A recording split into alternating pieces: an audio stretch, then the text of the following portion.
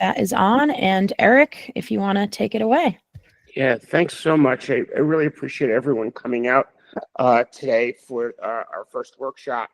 Um, and, this is the first of our new monthly workshop series that is part of the Chamber's new marketing initiative that we started back before the first of the year. And this initiative is designed to unite our Valley's business community and to elevate the Valley as a must-visit destination and to second homeowners and to locals alike.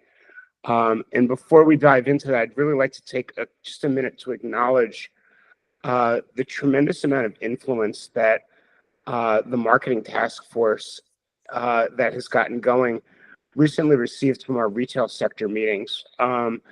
These gatherings of the retailers have been really instrumental in shaping how our strategy, and how it reflects the voices and needs of our business community. And I want to give a thank you, a shout out to all the retailers who participated in that, and that we've got we got a lot of information from that, and it's been really vital in how the steering committee has been doing its work. So you're going to be hearing more about the retail sector and other sector meetings coming up in the very near future, and I'm really excited about the momentum that this retail sector has really put forward. Really in very similar to the energy that we have within the lodging community as well. So I'm really glad to see another sector really kind of jumping on board. Today, we're going to be kicking off this series with an incredible leader in marketing strategy, Brittany Winfield, who is the Chief Inspiration Officer at the Winfield Creative. She brings over a decade of marketing expertise to the table, as well as an MBA from Champlain College. And I think most importantly, a really infectious passion for creative and effective online strategies. And I'm really excited to bring her on as using the Chamber's resources to help our businesses help themselves and to pull us all together. So her collaboration with the Chamber represents a real powerful step forward for us. She's going to be leading our monthly workshops. She's going to be building a tracking system for us and helping to shape a cohesive Valley-wide identity. And she's going to be guiding us towards a more connected, collaborative, and sustainable future for the Chamber's marketing efforts. So in today's session, Brittany's going to introduce essential marketing strategies customized for our unique community. And you're going to learn how to set goals, understand audiences, optimize the sales funnel, and all the tools that will help your business thrive and amplify our collective voice. So with that, I'd like to welcome Brittany on board. And thanks so much for joining us. And thanks, everyone, for coming. Thanks so much, Eric. Basically, he explained myself better than I could. So as Eric mentioned, I have over 10 years experience. I originally from New Jersey, but decided to move to Vermont and settle in as my forever home because it's the best state in the world, in my opinion. So yes, I do come from a social media background, but I just want to make it very clear to people, it's not my job to influence you to join Instagram. That's not what I'm here for. It's really about, if that's right for your business, helping you leverage that as a marketing channel and a marketing tool. But even before we touch social media, we need to have an understanding of the fundamentals of marketing. So we're going to be kicking it old school today and really getting back to basics and figuring out what it is that your audience wants from your business. If you're a product-based business, a service-based business, and that's what we're going to be working through today.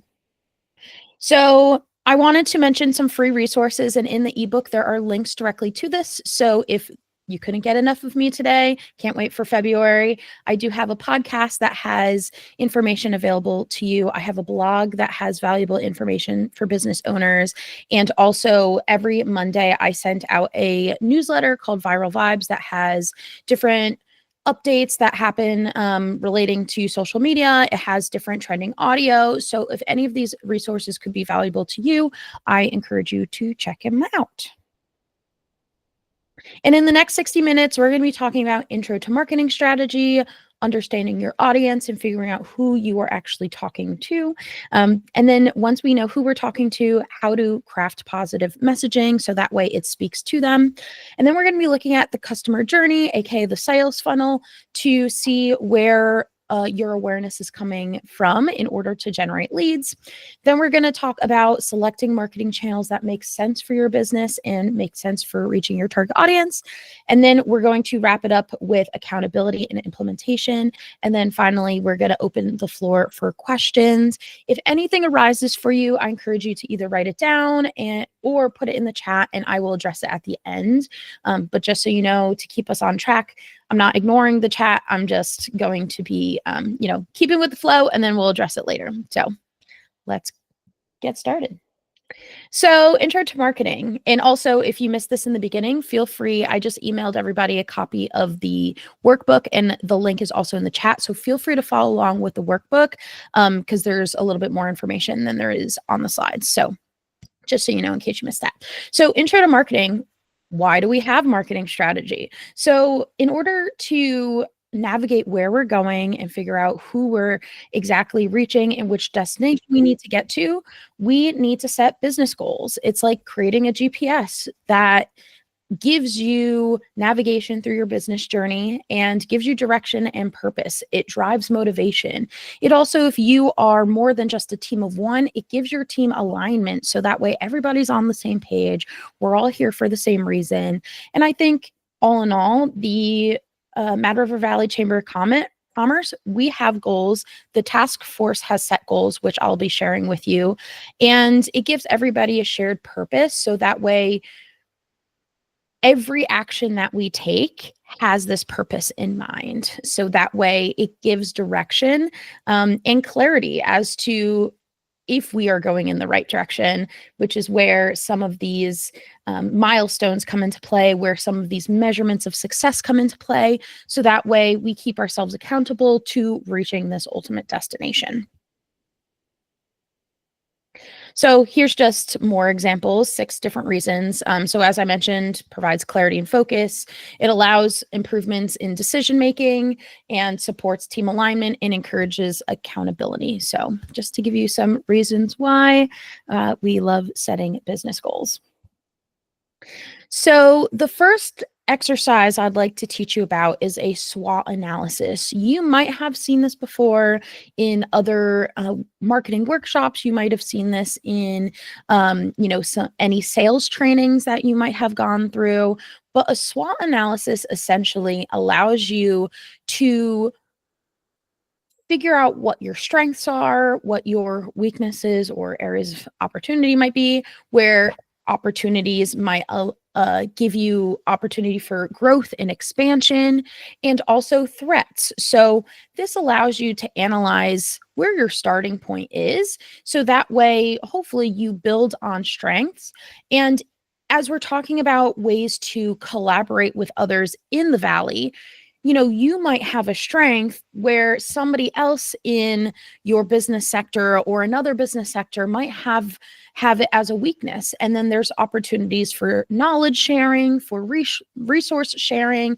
There might be something that you wrote in the opportunities square that somebody else wrote in the opportunity square, and then you could build on that together. So this is an exercise that in your workbook, you'll have the option of writing out for your business, and I highly recommend. And then when we're talking about accountability a little bit later, when you come together with other business owners, use the SWOT analysis to your benefit. So that way we are sharing what some of us are doing well, some of us might need some help with, and this creates a sense of community. So that way we are able to strengthen our wholesome rather than trying to figure it out and struggle as entrepreneurs that are working individually in more siloed type of business mentality. So this type of analysis is super helpful, and you can even break it down into different departments. If you have, if you're trying to expand or do a product launch, also, this is also a great tool that you can skinny it down for a more specific reason and not just as your business as a whole, but definitely doing this exercise so that way you can see going into 2025, a lot of people set goals at the beginning of the year, as you know. So this can give you an idea as to where to get started with your strategic plan. Again, if you have any questions, feel free to write them in the chat.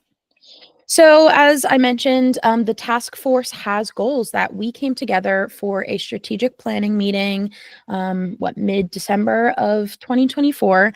And these were 5 goals that we as a group, so myself, Eric, Miranda Dalton of the Waitsfield Farmers Market, Aaron Shea, Sean Kramer, a few other folks who are joining on the task force recently.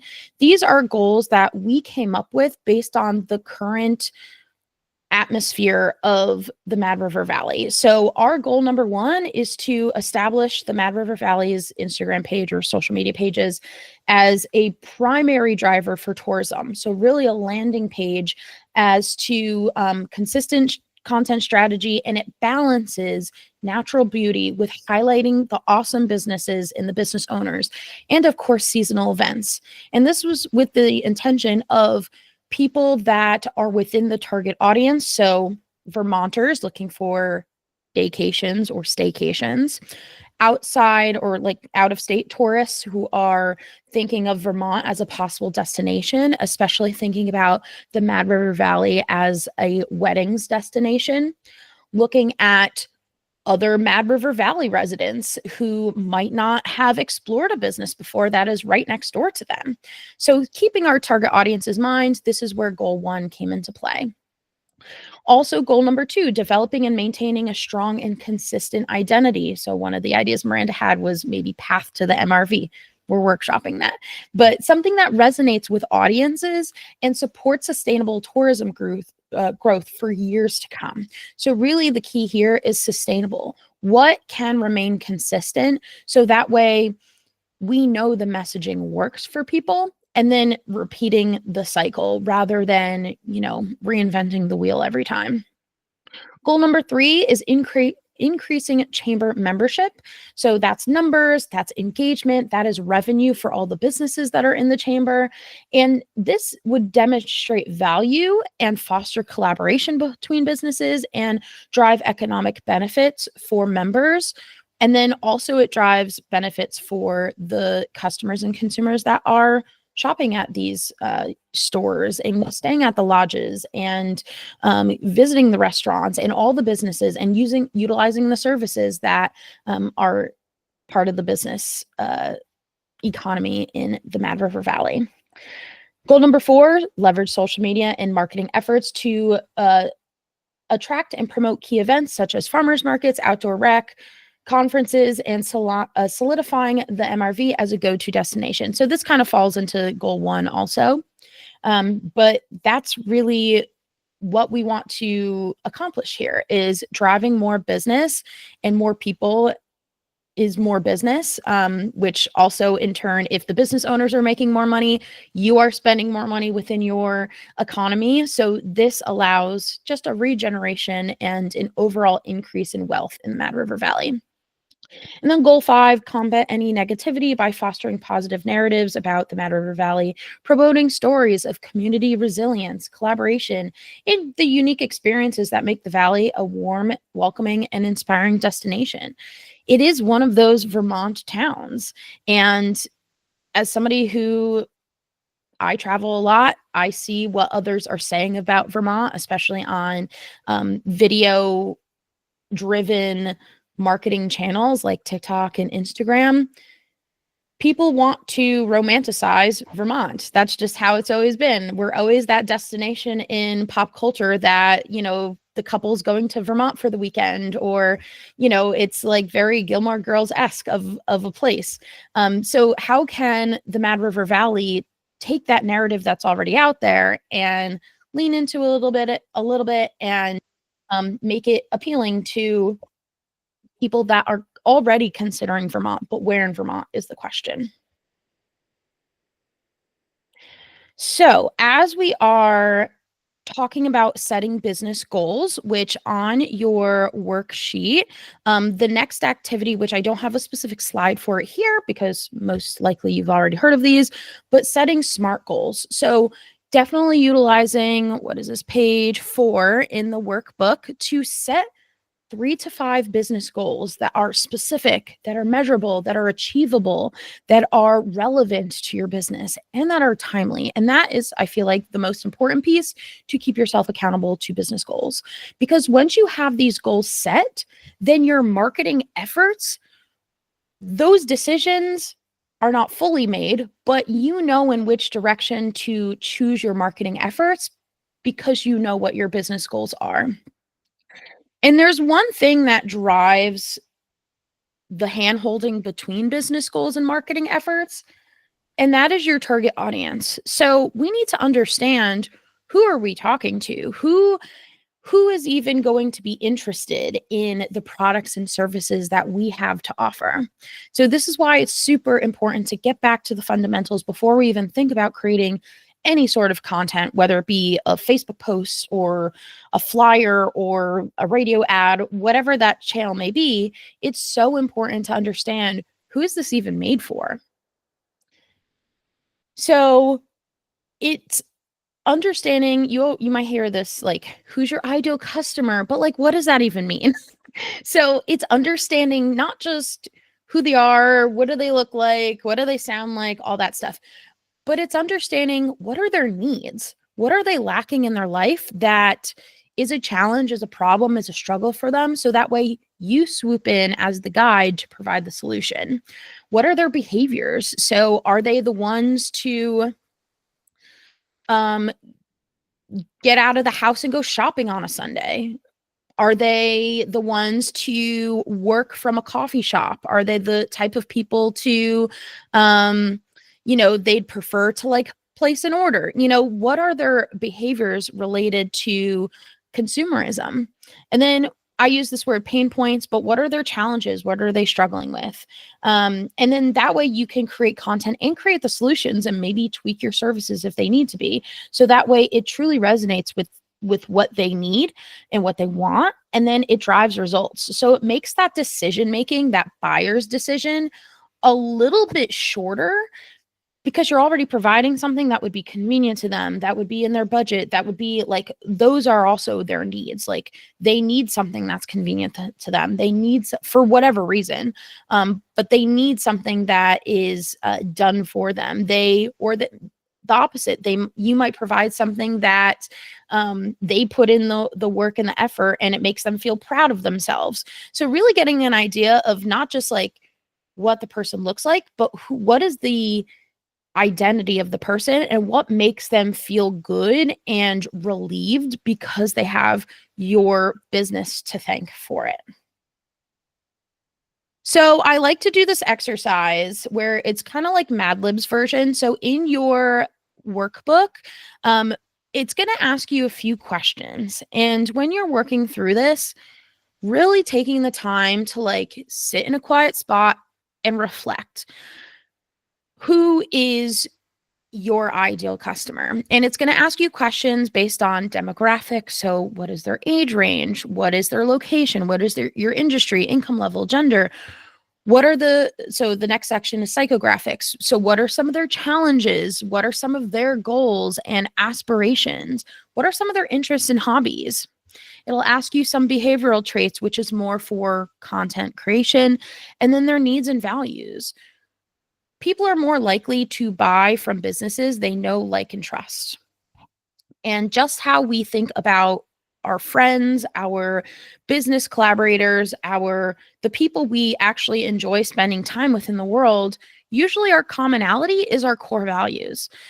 So we also need to think about, what do they value? And if it's a shared value from what your business has, then that makes their buyer's decision, just that much easier.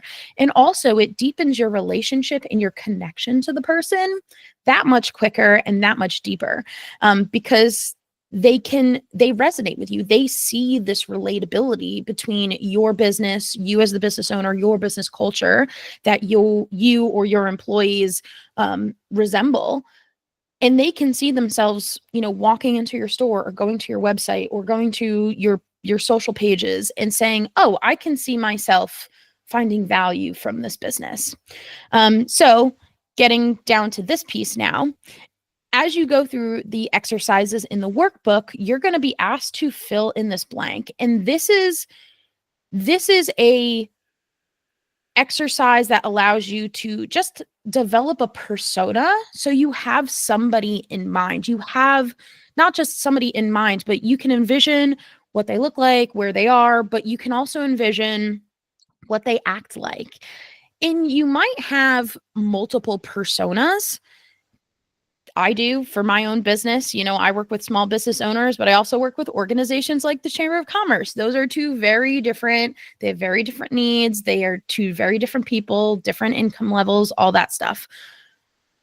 And it's okay to repeat this process. I would focus on one for now, especially as this is the first time you're doing this. And I would actually focus the first persona that you develop in the way that is taking your current audience. So if you have numbers from 2024 and you had the most sales from a certain type of demographic, I would lean into the data that you already have and utilize your strengths and build on what you already know is working and who you already know is attracting your business, at least for the first one. And then when you're thinking about strategic planning and goal setting, and if there's a sector or a service that you're like, I really want to hit higher sales goals in this specific way, then using that as your second exercise and repeating that process. But for at least the first one, I always recommend like building on what you know already, like get that really solid persona. So that way you can more naturally make sales and lift that bottom line a little higher with what you know is working. So this is an exercise that exactly takes you through answering the question, who's my ideal customer? And now you have a small paragraph that you can basically, when somebody asks you that question, like, what's your ideal referral? Like, who would be the perfect person for your services? You know exactly, like, this is your answer of what you tell them. Okay, so now that we know who we're trying to talk to, now we can talk to them in a way that makes sense and attracts them. So crafting positive messaging means that you are speaking their language, so using the words, the tones, the phrases that make sense to them. And just to use this as an example, there are some times where I'm in the room with healthcare professionals or finance, especially. Like, I always tell my financial planner, like, talk to me like I'm 5, talk to me like I'm 3. I need it in a way that I can speak their language, so I have a better understanding and I know that I can trust what's happening in the services that are happening because I have a deeper understanding of it. So this is what I mean by speak their language.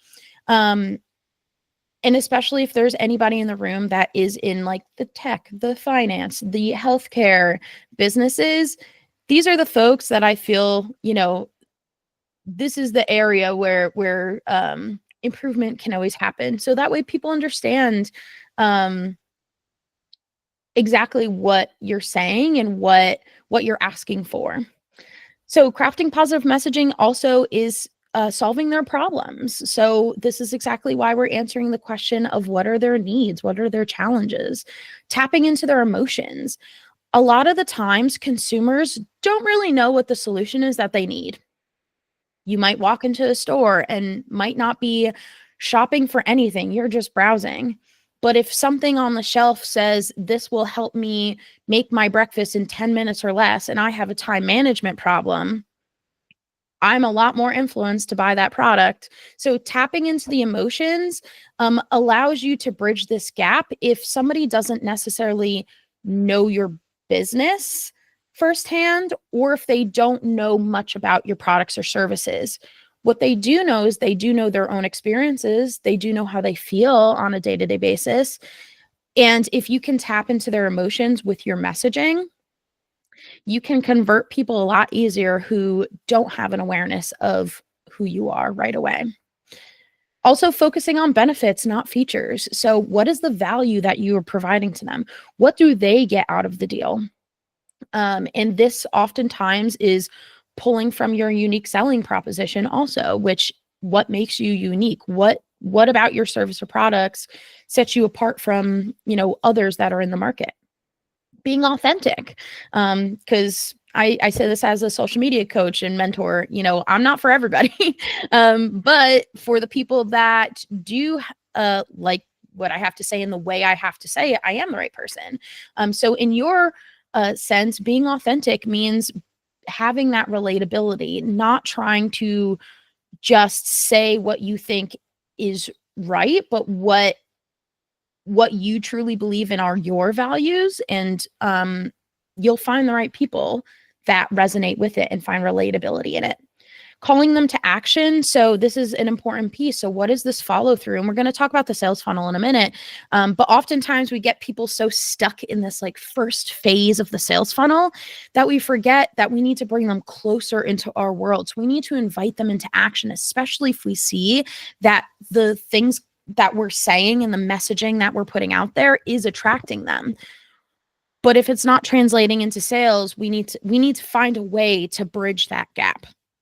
And then, of course, staying consistent, because more consistency, I always say, like, there's a reason why these like jingles from the 90s are still stuck in my head every day, is because they were so consistent and a little annoying, but so consistent and on TV and on the radio all the time that 50 years from now, I'm still going to be like singing the Stanley Steamer song. So, staying consistent with things that are going to work is really important.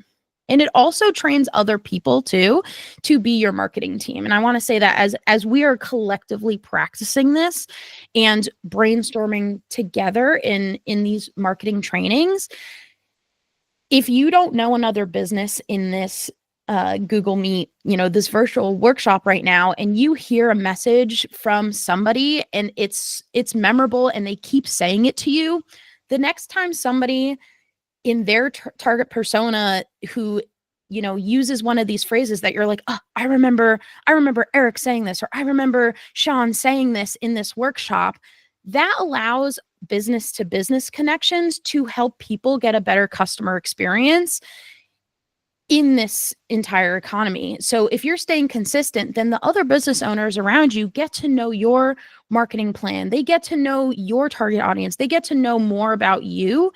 So they can always refer to you if you are staying consistent in your messaging and training other people basically to be your marketing team. And that's building community also. Okay, so really quickly, I would love people to either shout out or throw in the chat, how many touch points do you think it takes to make a sale? And if you have the workbook up, the answer's on it.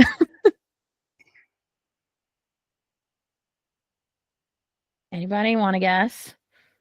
Okay, well, it's 32 touch points, which is a lot. 32 touch points to make a sale. And a touch point, you might be asking, what is that? It is everything from seeing your name to an advertisement on a bus to a radio ad to it's hearing your name 32 times. So touching that potential customer throughout, them looking at all these seas of advertisements that they see every single day. So that's why it's important to select marketing channels that will allow you to stay on top of reaching new customers. But also we're going to talk, and this is the sales funnel, we're going to talk about loyalty also, because I'm sure you've heard it takes less time, less effort, less money to have returning customers than it does to convert a new customer. And also this goes into the 80-20 rule and a lot more things and a lot more different, theories that have worked for business owners over the years. So we're going to talk about the sales funnel. If you have not seen this before, I highly recommend getting familiar with it. And in your workbook, it'll also have you do an exercise where you will actually write out your sales funnel. So you can see, what are some of my awareness channels? When a customer goes and is interested in the business, what happens? What's that touch point? So that way you can actually mark down like the areas where you message and connect with that person. So that way you get them to the purchase phase of the funnel. So to go through the sales funnel, the biggest, top of the funnel, that is where you are creating awareness. This is where you are doing general marketing. Your audience usually learns about you from the first time, also word of mouth, like they just know that you exist. This is where the majority of your touch points should be, because oftentimes, how often do you, walk past a store and you're like, I want to go in there, which generates interest. And then you go into a store that is like, I'm going to buy that. Like, you usually don't just, unless you're there for an intended purpose. Oftentimes it takes maybe more of a long-term customer relationship to turn them into a purchaser. But then when they are a purchaser, they're like, yes, I'm sold. Oftentimes that's not the case, unfortunately. So awareness is really where you are interacting with them. They're getting to know your business a little bit better. And then you start to generate interest. So they show a little bit of curiosity. They might reach out to you to ask questions. They may pop into your store again, like they're a repeat customer, like a repeat face in your store, I should say. And they're seeking more information about your offerings. This is where they're booking a discovery call. This is where they might have called your store to see when you're open. This is where they're showing interest, but they're not yet at the point of pulling out their wallet.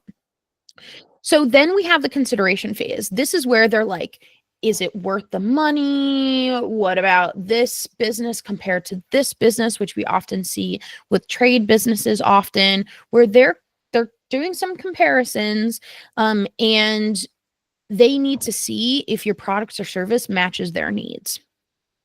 So this is oftentimes where people might drop off also.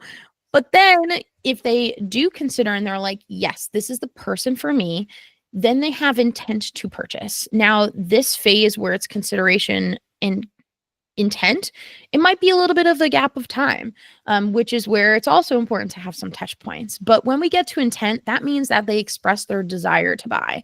So they want to engage further. They add items to their cart. If you're an e-commerce site, they might be contacting you even more.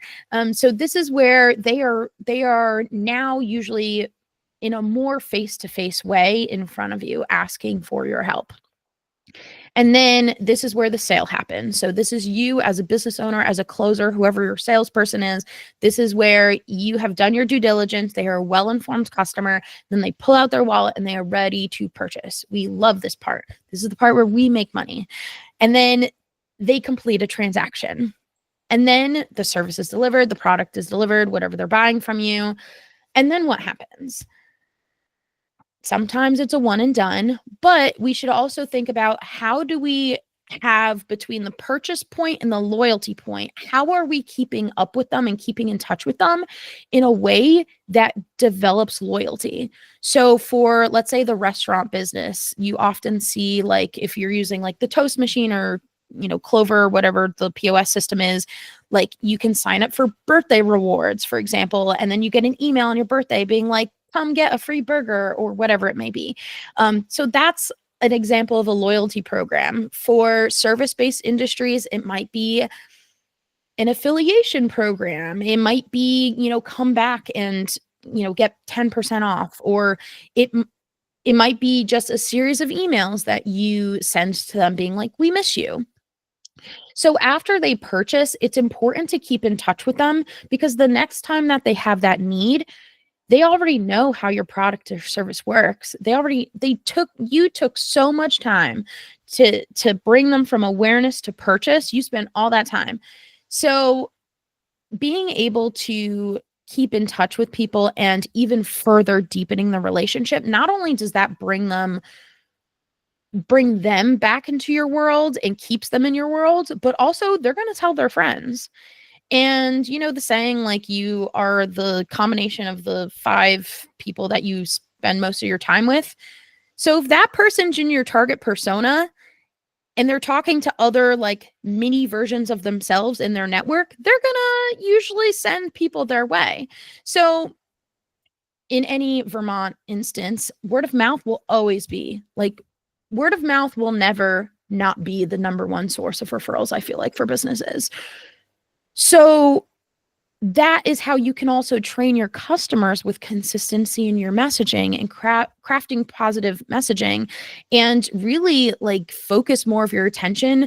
So that way your customers become your greatest referral source also. So I want to encourage you to do that piece of the workbook as well, because it's an important one, and understanding your sales funnel can really help you, automate some of these pieces as well.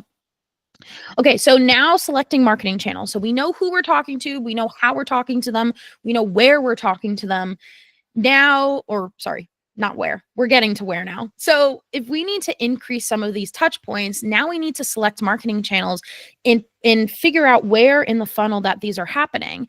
So again, not to say, I know I come from the social media world, but I'm not trying to convince everybody to just like never send an email again. So social media platforms, this is good for mass communication. This is often good for this awareness, this top funnel. Email marketing, usually for when you bring people deeper into your world. So this is more for this like middle section of interest, consideration, intent. Email marketing is a great place for that, and also for loyalty also. Content marketing, so blogs, podcasts, YouTube videos, search engine optimization, and search engine marketing, influencer marketing, paid social ads, events. So if you're somebody who has a retail shop, for example, is there a way to leverage bringing people to the store itself? Affiliate marketing. So if you're a service-based industry, is there a way where you could do an affiliate program that allows you to expand your referral network? And then, of course, traditional media. So print, direct to mail ads, TV, radio. Selecting marketing channels that make sense for where your target audience hangs out and what do they listen to, what do they consume. For your budget also, these have a very different range of budgetary, like, you're going to spend more on traditional media versus, a free Instagram post. So like considering where you are in your marketing budget as well. And they have very different like control. So, it takes a while to control the algorithm and to train it on how to who you're supposed to be talking to, versus traditional media. You can work with somebody in the radio industry and say, I want this person, this person, this person, this person, basically hand them over your target persona exercise and be like, here's who I already know loves my products or service. I just want to reach more of them. So this is where considering marketing channels this is something that you need to decide based on all of these factors. And, as you are just starting your business or 25 years in business, just know you can add and drop things as you go too. Okay, so finally, and then we're going to open it up to questions, and I saw some in the chat, so keep putting them in there. That's awesome. So accountability and implementation. This is not the last we're going to see each other, but between now and so February, spoiler alert, we have another one scheduled for February 11th. One of the exercises that I would recommend to all of you is thinking about how can you creatively collaborate with, whether it be business owners in this room right now, other chamber members, other business owners that you know. How can you collaborate on creative marketing? How can you work together towards your goals? How can you share your strengths with others and do some resource sharing? And in the workbook, we have a collaborative activity that I challenge you to think about and to actually implement. So the next time we see each other, we can say that, hey, we designed something, that we took something from this workshop. So in your workbook, it is going to walk you through an activity where you are planning a collaborative giveaway.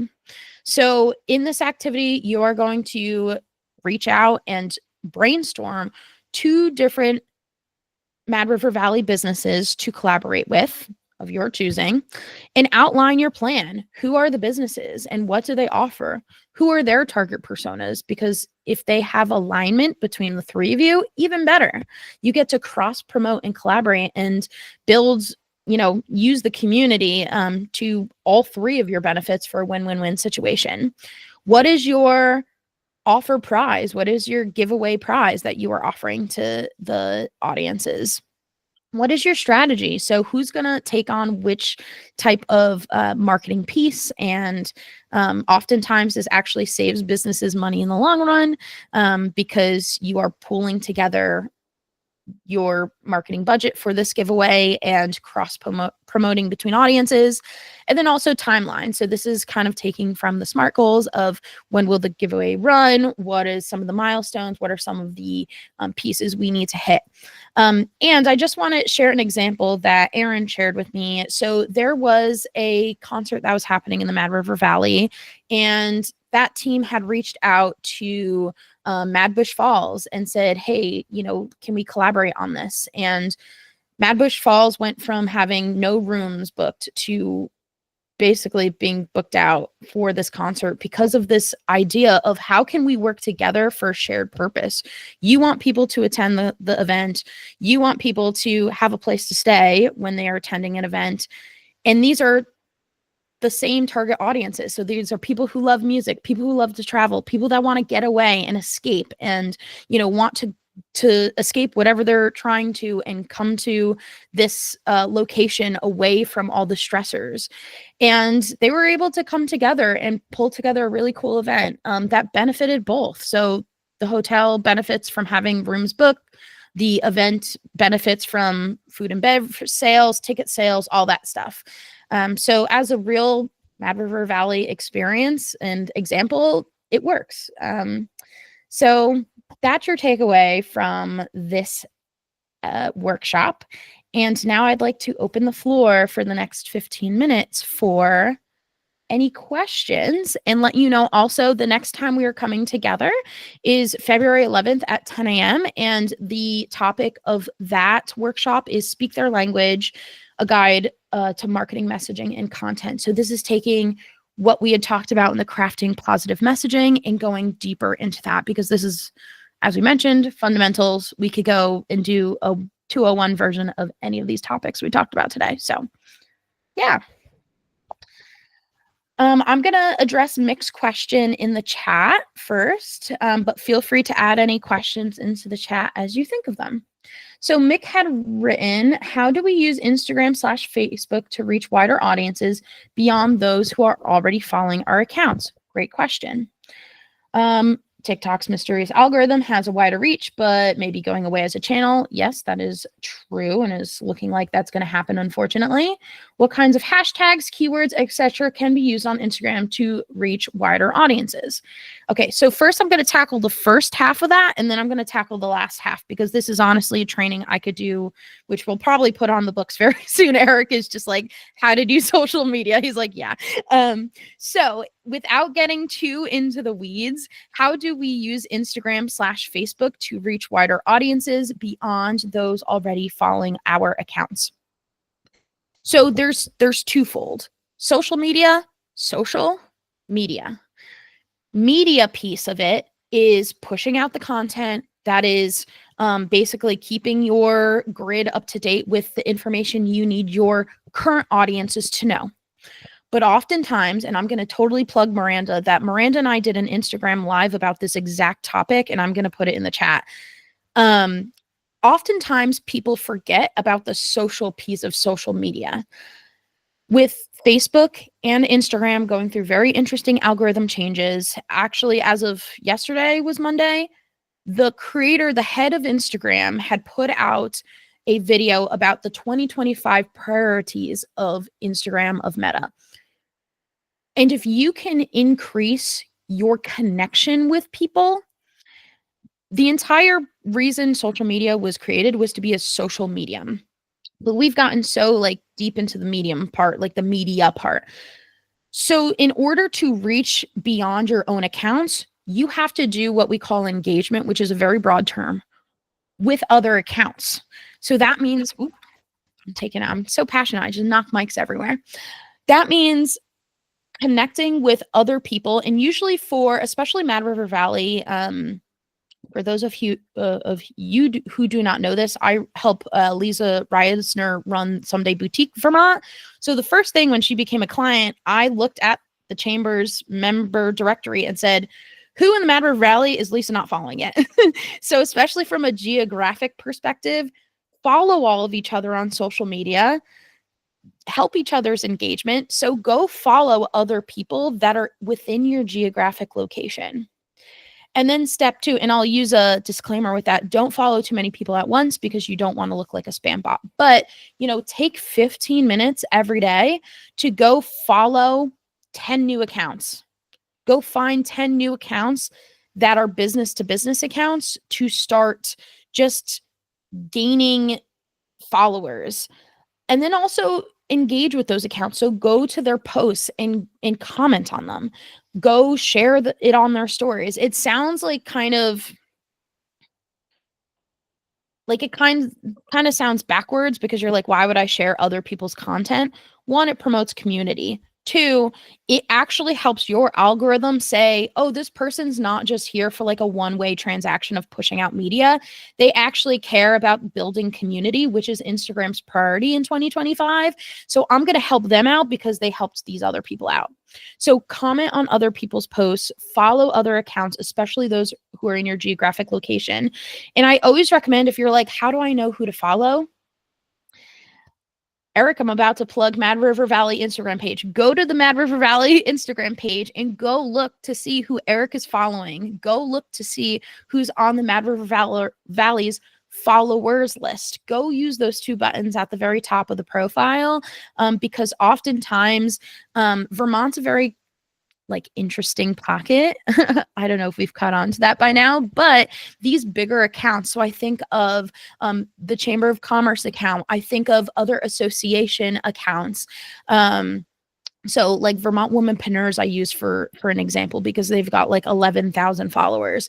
Well, use that list to your advantage because all of those people are in one spot that you don't have to go search Google to go see who's, in the Mad River Valley and then go find them on Instagram. They're already in one spot.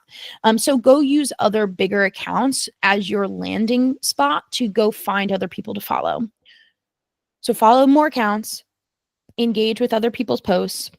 And also, in regards to that, it's important because they get a notification and that sparks the curiosity. If they get a notification, for example, like the Winfield Creative started following you, they're going to be like, who's that? And they're going to go and look at your profile. And especially if you have something at the top that's like, I'm a Vermont-based business, Mad River Valley-based business, that is taking what Vermonter small business culture is all about, which it's about community and supporting one another and just taking some of these cultural things about the small business culture and translating them online. So if you have something that identifies you as a Vermont-based business, other Vermonters are going to want to support that. Yeah, for the most part. So this puts the notification on them. And to address your question about hashtags and keywords and such like that, I actually have a podcast episode about that I recommend you listen to that says hashtags don't work the way you think they do.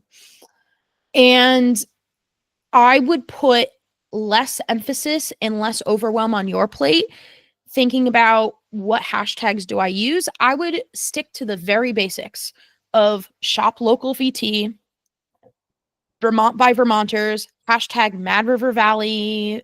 Is it Mad River Valley? Mad River Valley VT, one of those 2. I would keep it simple with the hashtags and use consistent ones. All hashtags do is take, let's say I put a post out there and I say hashtag Waitsfield VT, and Someday Boutique VT says, puts out a post that says hashtag Waitsfield Vermont or Waitsfield VT. And then Mad River Valley puts out a post and uses hashtag Waitsfield VT. All it does is take our 3 posts and put them into the same URL, puts them into the same content bank. That's all it does. So unless Sean, for example, is going and deliberately going to Waitsfield VT's hashtag, that's when he can see the 3 of our posts together. It does not It does not get you more reach though, unless somebody is actively looking through those hashtags. So that being said, focus more of your attention on keywords. So as we're doing our target persona exercises, one bonus activity that you can do is once you have that person thought out, imagine them sitting down at your desktop and they're going to google.com and going to the search engine. And what words would they have to type into Google to find a business like yours? That activity, and start writing it down, like free flowing, like what words would they use to find a business like yours? So they might use the keyword Vermont. They might use the town that, the keyword of the town that you are in. They might look up a different type of service, or they might look up a question. So my keywords that I use a lot of the times in my posts is, how do I get more reach on Instagram? Because that's usually a question that somebody is asking, or taking the questions that people ask in workshops and then using that as different keywords and different hooks that attract attention. So I would like you to do that exercise. As you think about your target persona, think of, actually envision them sitting down at a desktop and going into Google and trying to find a business like yours. What words would they use? And then those are the keywords that you can then use in your different Facebook and Instagram posts, and even in your hooks, which is like the attraction statement at the top. So that way the algorithm is starting to get trained. The people that are reading your captions, it's very specific to them. It feels like you are speaking to them because that is the question that they have. And that's exactly how you could start thinking about which keywords to start using. Okay, I could go for another 4 hours about Instagram, so lay it on me. We've got about 6 minutes. If anybody has any other questions, I would love to answer them. Anybody else?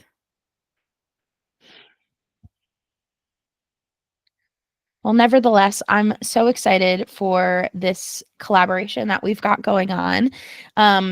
If you don't have any questions about this workshop, I would love to hear actually in the chat, or if you want to unmute yourself, any questions that you also have about the Speak Their Language. So what kind of questions do you have about marketing, messaging, and content? So that way, as I'm creating these workshops, I create them with you in mind and answer your questions, and make sure that things get addressed if there are different topics that you'd like me to hit in that.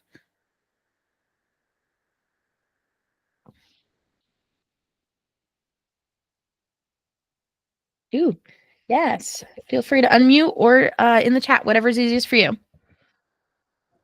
Sorry, I thought I was unmuted there, but I just want to say thanks. I think this is a great start, and exactly what we were looking for. So I hope everyone's getting something out of this. I definitely am.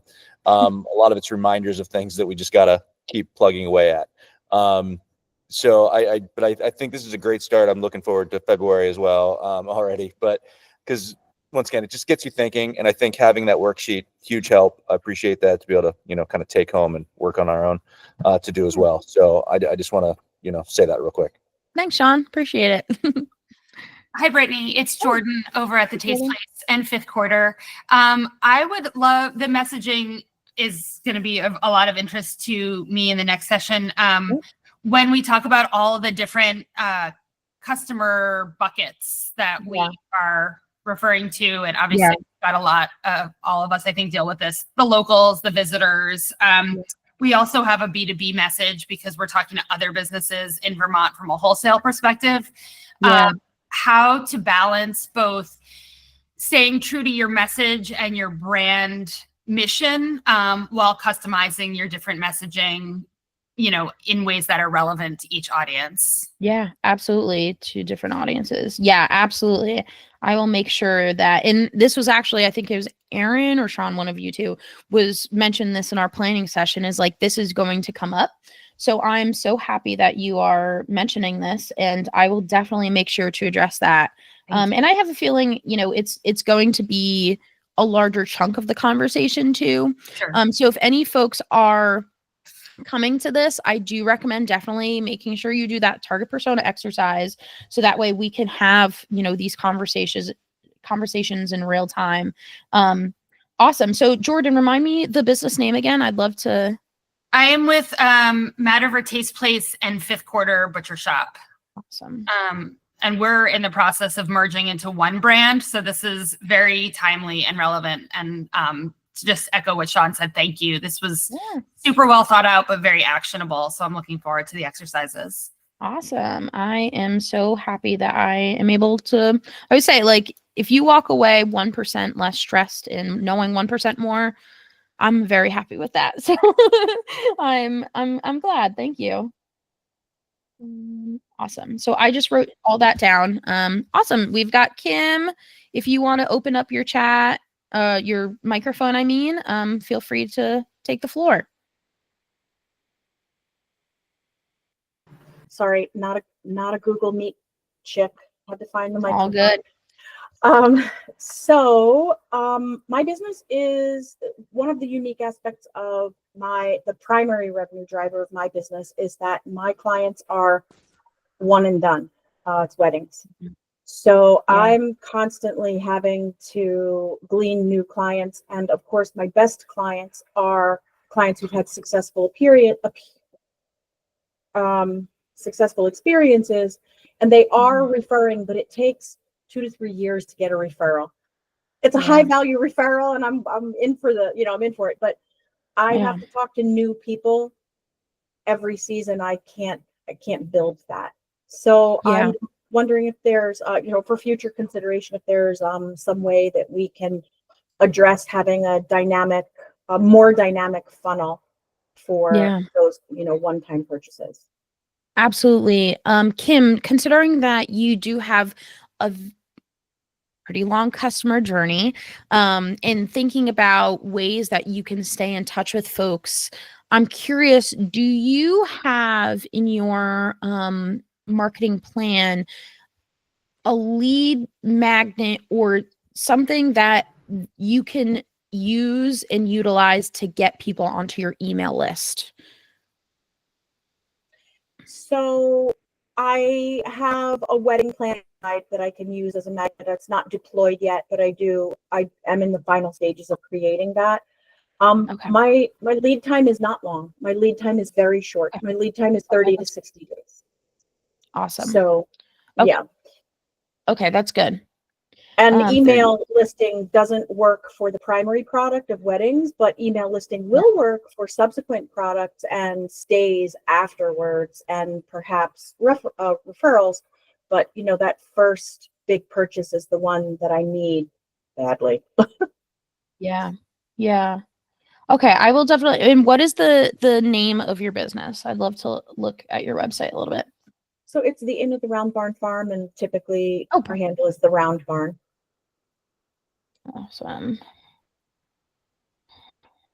Awesome. Okay, cool. I will do a little bit of investigation, and hopefully I'll have some ideas the next time we meet up. Yeah. Thank you. Thanks for listening. Hey, Eric. Yeah, one of the things I was thinking about as you were talking, Kim, is that we've talked in the past about kind of the unintended consequences, or not necessarily consequences, the unintended impacts of our marketing efforts, and that that you were very quick to realize that what we were doing at the Rec Hub had a direct impact on your business and bringing weddings to the Round Barn, and that certainly wasn't something that we had in mind, but you saw the value in it.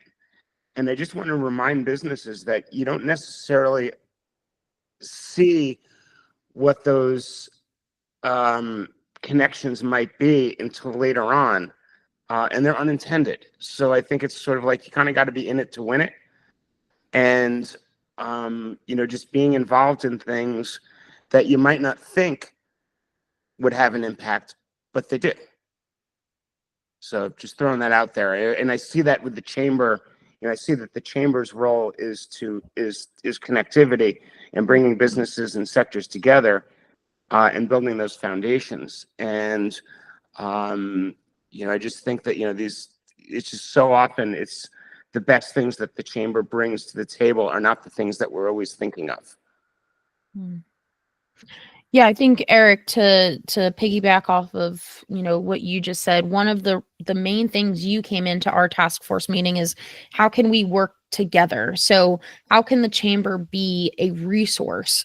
So I haven't looked at, you know, anybody's social media platforms or anything in that much depth, but is there a way that you can leverage the already existing audience of the Mad River Valley? Also, that would help Eric out so he doesn't have to create as much content too and do as much of that heavy lifting. Is there a way that you know, is there a place on the Mad River Valley website that might be able to highlight businesses in a deeper and, you know, using that already existing audience again, and, you know, putting stuff on the table? Like, this is why we have the exercise of the collaborative giveaway. How can you cross promote and help leverage each other's audiences?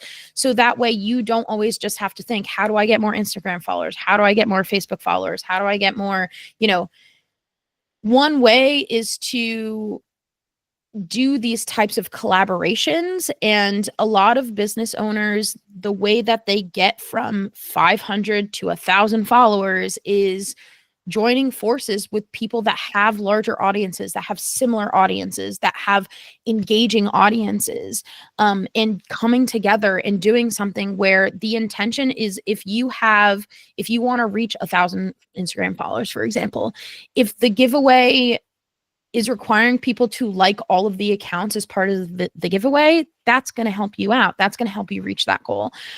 So that's just one example, but yeah, absolutely. Don't be afraid to reach out to the chamber and see what might be affecting your business that just might not have been thought of before. So yeah, we're here for new ideas.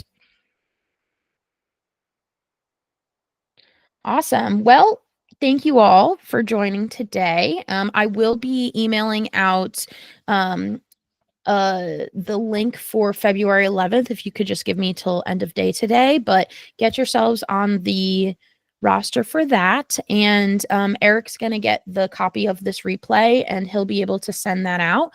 So please share with all of your other folks that you know. And if there's any other chamber members that don't know about these meetings, please let them know. We're trying to spread the word, and I'm happy to be a resource for everybody in this room.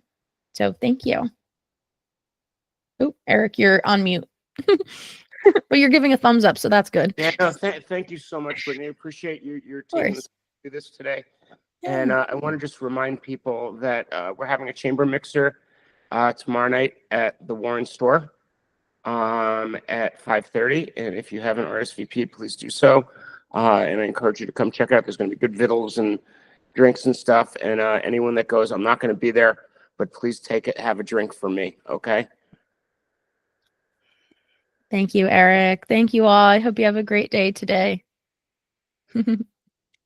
Take care. Bye.